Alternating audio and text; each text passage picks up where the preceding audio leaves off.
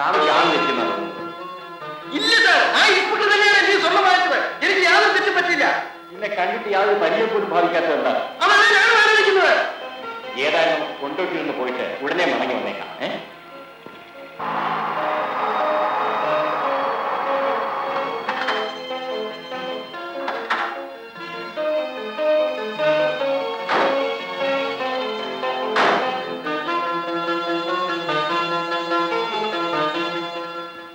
പിന്നെ ഞാൻ പറഞ്ഞെന്നെല്ലാം ഓർമ്മയുണ്ടല്ലോ.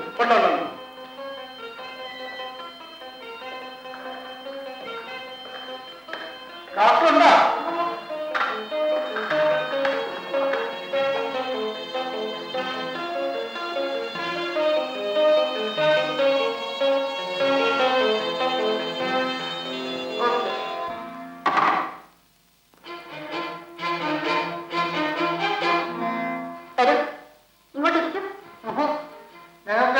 മറ്റേ ഡോക്ടറെയാണ് കാണുന്നത്. ഡോക്ടർ സുധാകരൻ? അതെ. അദ്ദേഹം വെളിയിൽ ഒരു പേഷ്യന്റ് നോക്കാൻ പോയിരിക്കുകയാണ്. വരാൻ കുറെ താമസിക്കും. അപ്പൊ ഞാൻ പോയിട്ട് വരാം. നിങ്ങൾ ഇവിടെ ഡോക്ടർ സുധാകരന്റെ ചികിത്സിച്ചിരുന്ന ആളല്ലേ? അതെ. രോഗം ഭേദമാകുന്നതിന് മുമ്പ് തന്നെ അമ്മ അങ്ങോട്ട് വീട്ടിലേക്ക് പോകുന്നു. അതെ അതെ. ഓഹോ, നിങ്ങൾ അനന്തവനാണോ? അതെ. എന്താണ് നിങ്ങളുടെ രോഗം? ഉദരരോഗമാണ്. ഏതാണ് നിങ്ങളുടെ നാട്? കൊച്ചി. കൊച്ചിയിൽ നിന്നും ചികിത്സിക്കായി കൊണ്ടോട്ടി വരെ വരാൻ കഴിയും?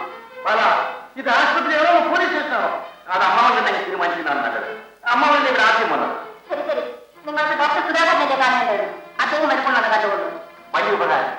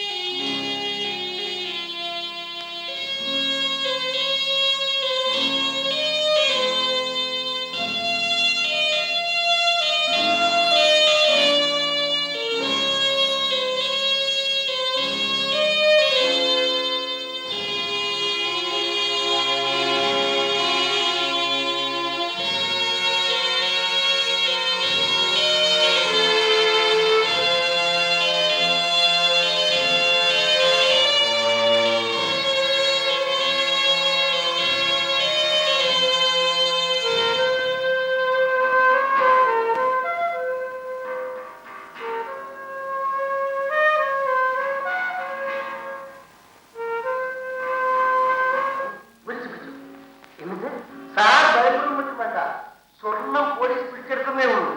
ഞാൻ കാലം പിടിച്ച് അപേക്ഷിച്ചത് കൊണ്ട് കേസാക്കാതെ കുറ്റേറ്റു എന്ന് പറഞ്ഞാൽ മതിയല്ലോ.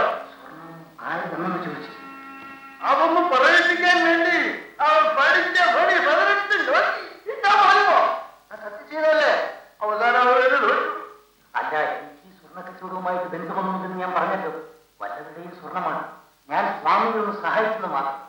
അത് ആപത്തായെന്ന് ഞാൻ പേടിച്ചു. ദൈവാനുകൊണ്ട് ആർക്കും ഒരു ആപത്തുമില്ല. പക്ഷേ എനിക്കിപ്പോൾ വീട്ടിൽ നിൽക്കാൻ ഒക്കെയില്ല എന്ന് വന്നിരിക്കുക.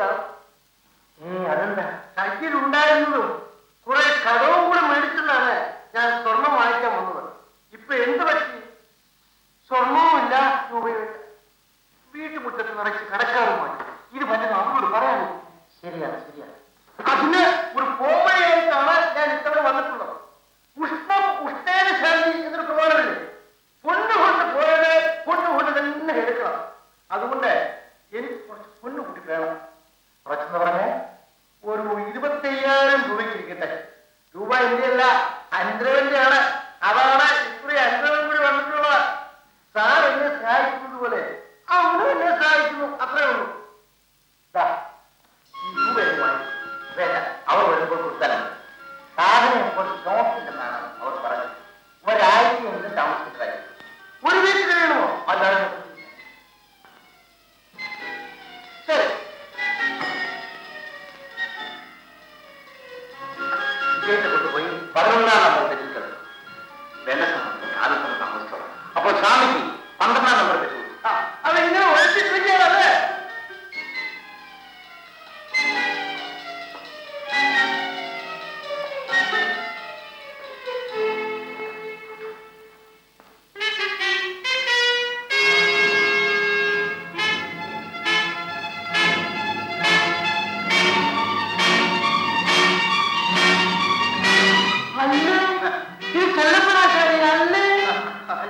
സ്വാമിയോ? സ്വാമി ഇവിടെ എത്തിന് വന്നു? ഞാനോ? എന്റെ അമ്മോ, എനിക്ക് വയറ്റിന് നല്ല സുഖമില്ല സ്വാമി. ഓഹോ, എനിക്കും നല്ല സുഖമില്ല. നിങ്ങൾ കൂടുതൽ സംസാരിക്കരുതെന്ന് ഡോക്ടർ പറഞ്ഞിട്ടില്ലേ? വരൂ സ്വാമി. വയറ്റില് വേദന എന്തോ ചെയ്യും.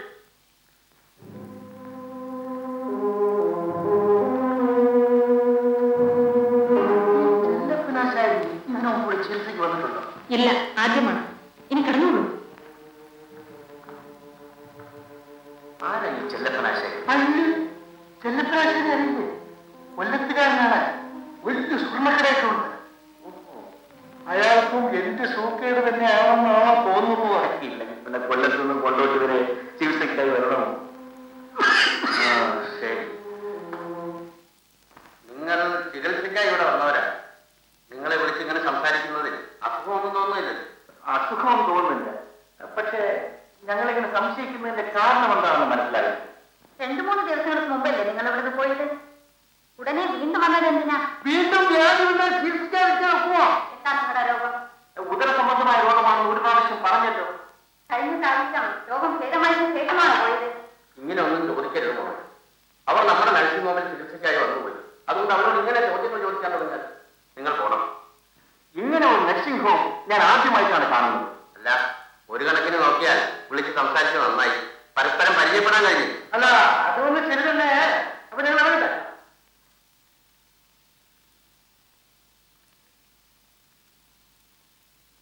ഇതൊക്കെ നിന്റെ തെറ്റിദ്ധാരണകളാണ്. നീ ഉദ്ദേശിക്കുന്ന പോലെ അത്ര കുഴപ്പക്കാരൊന്നും അല്ല. എന്തോ എനിക്ക് വിശ്വസിക്കാൻ കഴിയുന്നില്ല. അല്ലെങ്കിൽ തന്നെ നീ ആരെങ്കിലും വിശ്വസിക്കും? കുഞ്ഞിനെ മുതലേ നിന്റെ സ്വഭാവം അങ്ങനെ. രോഗമില്ലാത്ത പലരും രോഗികളാണെന്ന് പറഞ്ഞ് ഡോക്ടർ സുധാകരൻ ഇവിടെ അഡ്മിറ്റ് ചെയ്യാറുണ്ട്. അത് എന്തിനു വേണ്ടിയാണെന്നാണ് എനിക്ക് മനസ്സിലാവാൻ. അങ്ങനെ വല്ല ഡോക്ടർമാരും ചെയ്യുമോ മോളെ? തന്നെയുമല്ല, രോഗമില്ലാത്ത ആരെങ്കിലും ഈ ആശുപത്രിയിൽ വന്ന് രോഗികളുടെ കൂടെ കിടക്കാൻ ഇഷ്ടപ്പെടും? ഇതാണ് നിന്റെ തെറ്റിദ്ധാരണ ഞാൻ പറയുന്നത്. ശരിയാ, തെളിവ് സഹിതം ഈ തെറ്റിദ്ധാരണ മാറ്റാമോ എന്ന് ഞാനൊരു കാര്യം ചോദിക്കുന്നതിൽ മറ്റൊന്നും വിചാരിക്കരുത്. ഞങ്ങളിവിടെ വന്നപ്പോൾ മുതൽ ഡോക്ടർ ഞങ്ങളെ സംശയിക്കുന്നു. എന്താ കാര്യം? സംശയമുണ്ടെന്ന് ഞാൻ പറഞ്ഞില്ലല്ലോ. പറയാതെ തന്നെ കാര്യങ്ങൾ മനസ്സിലാക്കാൻ കഴിയും. നാട്ടിൽ നിങ്ങൾക്ക് എന്താണ് ജോലി? വിശേഷിച്ചൊന്നുമില്ല. MA പാസ്സായതിനു ശേഷം വീട്ടിലെങ്ങനെ കഴിയും? ഡോക്ടർ സുധാകരൻ നിങ്ങളെ തമ്മിൽ നേരത്തെ പറ്റുമുണ്ടോ? ഇല്ല, ഇവിടെ വന്നതിന് ശേഷമാണ് പരിചയപ്പെടുന്നത്. ഡോക്ടർ സുധാകരൻ അത്ര വലിയ പ്രസിദ്ധനൊന്നല്ലല്ലോ. പിന്നെ നിങ്ങൾ കൊച്ചിയിൽ നിന്നും ചികിത്സക്കായി ഇവിടം വരെ വരാൻ കാരണം എന്താണ്? അങ്ങനെ ചോദിച്ചാൽ വിഷമിച്ചു പോവുകയും. നിങ്ങൾ ഡോക്ടർമാർ തമ്മിൽ വല്ല ഭക്ഷണം ഉണ്ടെങ്കിൽ രോഗി നിസ്സഹായാണ്. മത്സരമോ? ഇത് ഞങ്ങളുടെ നഴ്സിംഗമാണ്. ഡോക്ടർ സുധാകരനെ ഞങ്ങളാണ് ഇവിടെ നിയമിച്ചിരിക്കുന്നത്. ഇനി ഞങ്ങൾ തമ്മിൽ മത്സരത്തിന്റെ ആവശ്യമുണ്ടോ? എങ്കിൽ പിന്നെ ഇവിടുത്തെ കുഴപ്പം എന്താണെന്നാണ് എനിക്ക് മനസ്സിലാകാൻ. അത് തന്നെയാണ് എനിക്ക് മനസ്സിലാവാത്തത്.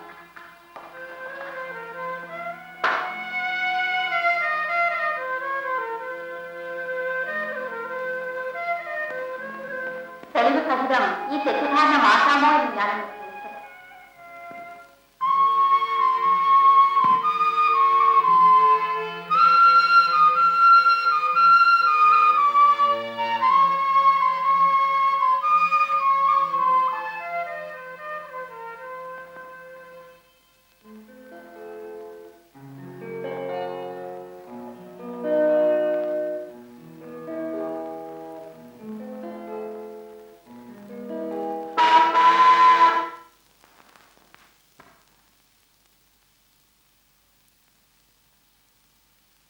എന്റെ കാർ വന്നിട്ടില്ല.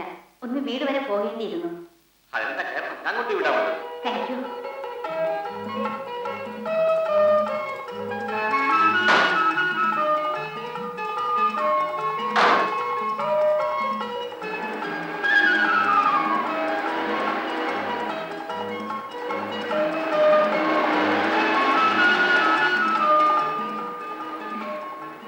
നാട്ടിൽ നിങ്ങൾക്ക് എന്ത് ബിസിനസ് ആണെന്നാ പറഞ്ഞത്? എനിക്ക് ബിസിനസ് ഉണ്ടെന്ന് ഞാൻ പറഞ്ഞില്ലല്ലോ. ഓ, വിദ്യാഭ്യാസം കഴിഞ്ഞ് വെറുതെ നിൽക്കാണെന്നല്ലേ പറഞ്ഞത്? നിങ്ങളെന്താ ജോലിക്കൊന്നും പോകാത്തത്? ഞാൻ ഒറ്റ മകനാണ്. എനിക്ക് സുഖമായി ജീവിക്കാനുള്ള സ്വത്ത് എന്റെ അച്ഛൻ സമ്പാദിച്ചു വെച്ചിട്ടുണ്ട്. പിന്നെ ഞാനെന്ത് ജോലിക്ക് പോകണം? Stop please.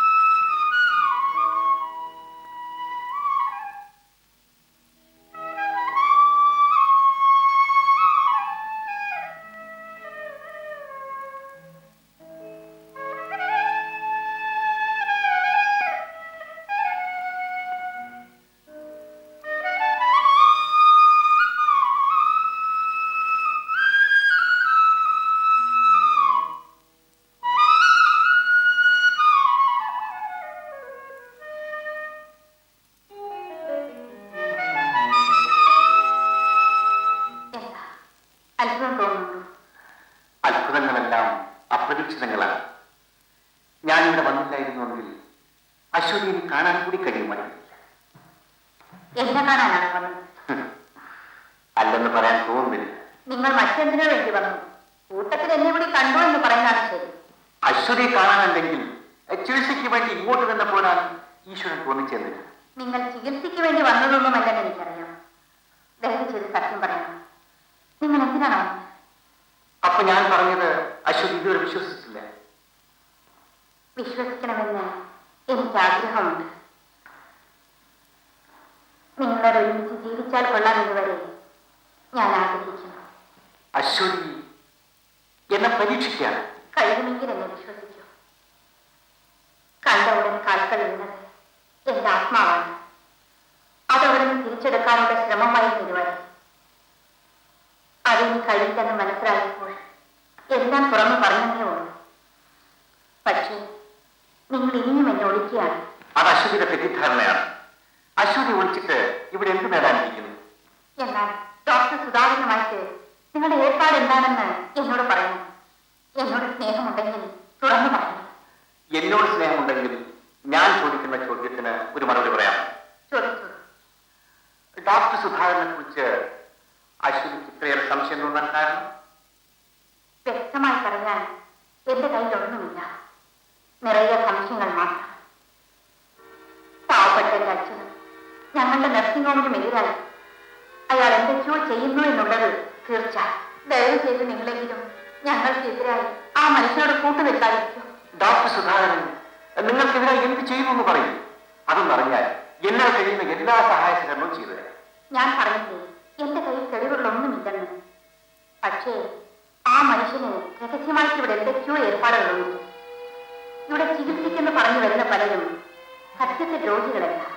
ഞങ്ങൾക്കെതിരായിട്ടുള്ള ഡോക്ടർ സുധാകരന്റെ പ്രവർത്തനത്തിൽ അയാളെ സഹായിക്കാൻ വരുന്നവരാണ്. അറിഞ്ഞോ അറിയാതെയോ നിങ്ങളും അതിൽ തന്നെയാണ് വന്നിരിക്കുന്നത്. മറ്റുള്ളവർ എന്തിനു വരുന്നു എന്ന് എനിക്കറിയില്ല. ഞങ്ങൾ ചികിത്സയ്ക്ക് വന്നതാണ്. അല്ല അല്ല, ഇനിയും നിങ്ങൾ കള്ളം പറയുകയാണ്. ഞാനും എന്റെ അച്ഛനും നിങ്ങൾക്ക് എന്ത് ദ്രോഹം ചെയ്തു? മറ്റൊന്നും വേണ്ട. രണ്ടു മനുഷ്യ ജീവികളോട് നിങ്ങൾക്ക് അല്പമെങ്കിലും കരുണയുണ്ടെങ്കിൽ സത്യം പറയൂ. ദൈവത്തോട്ട് സത്യം പറയൂ. പറഞ്ഞു തന്നെ പരപ്രാവശ്യം പറയിക്കുന്നതിൽ വിഷമം. അപ്പോൾ നിങ്ങളും കൂടി ഞങ്ങളെ നശിപ്പിക്കാൻ കൂട്ടു നിൽക്കാനല്ലേ? നശിപ്പിച്ചോളൂ. ഇനി എനിക്കൊന്നും പറയാനില്ല, ഒന്നും പറയാനില്ല.